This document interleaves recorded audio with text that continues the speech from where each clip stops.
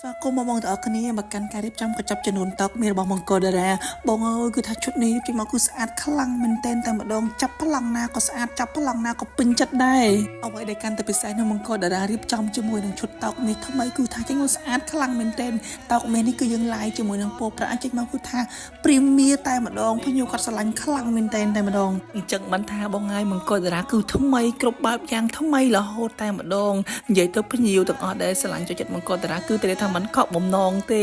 សូម្បីតែតោកមាសក៏ចេញម៉ូដថ្មីជូនមកបងប្អូនគ្នាដែរឡាយមកជាមួយនឹងប្រាក់តែម្ដងហើយប្រអប់កដោដាក់ភេទជាដាក់គ្រឿងអីផ្សេងហ្នឹងក៏ចេញមកលក្ខណៈឲ្យបងប្អូនគ្នាពេញចិត្តតែម្ដងណាឥឡូវយើងក៏លេចមើលពីការរៀបចំតទងជាមួយនឹងបរិមាណផ្លែឈើយើងវិញបងនិយាយទៅតទងជាមួយនឹងបរិមាណផ្លែឈើបងនឹងស្រាប់ហើយថាមង្គលតារាមិនដែលដាក់បរិមាណតិចទេគឺបរិមាណចេញមកគឺថាច្រើនតែម្ដងគឺមិនដែលកំណត់គីឡូទេការរៀបចំលើកផ្លែឈើទៅទាំងកេះរៀបចំមើលមកឲ្យស្អាតឲ្យភ្ញៀវពេញចិត្តតែម្ដង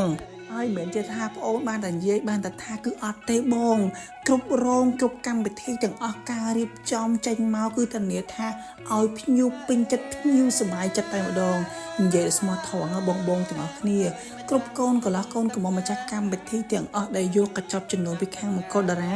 ដឹងតែចប់ម៉ួយរហូតតែម្ដងជាពិសេសគាត់ណែនាំទៅកាន់មិត្តភ័ក្តិបងប្អូនគាត់ឲ្យមកយកមង្គលតារាទាំងអស់តែម្ដងហើយមិនចេះតែអួតទេបងស្ទីស្រឡាញ់បងអាចជឿតាមដានเพจរបស់បងអូនបានការរៀបចំនឹងមើលទៅស្អាតអត់ពេញចិត្តអត់ចឹងណាបង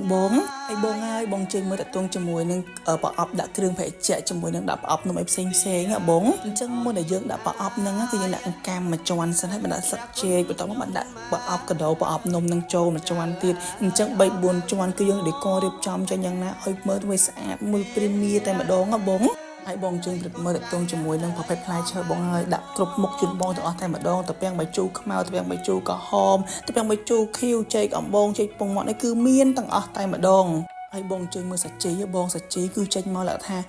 ស្អាតខ្លាំងតែម្ដងសាជីខ្ញុំហ៊ាននិយាយបានថាឈុតនេះមាននៅក្នុងមង្គលតារាហើយបងប្អូនទាំងអស់គ្នាគេហៅថាឈុតហងបងប្អូនទាំងអស់គ្នាបងចេញព្រឹកមើលតទងជាមួយនឹងការរៀបចំបងគឺយើងរៀបចំមកគឺផ្កាអីគឺដាក់មកត្រង់ជួរក្នុងប្លង់តែមួយតែម្ដងបងគឺយើងតម្រែតម្រង់ផ្ចិតផ្ចង់យ៉ាងណាមើលទៅមានភាពស្រស់ស្អាត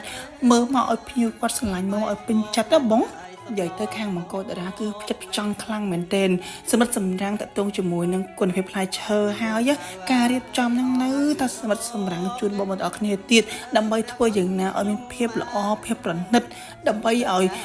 មើលមកស័ក្តិសមជាមួយនឹងការដែលបងចាយលុយមកខាងប្អូនអញ្ចឹងណា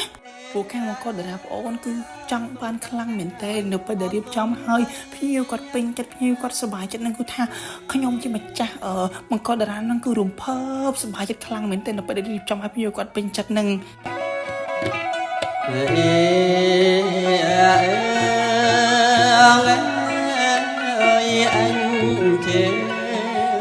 អណាអញ្ជើញឲ្យលោកខ្សែសោ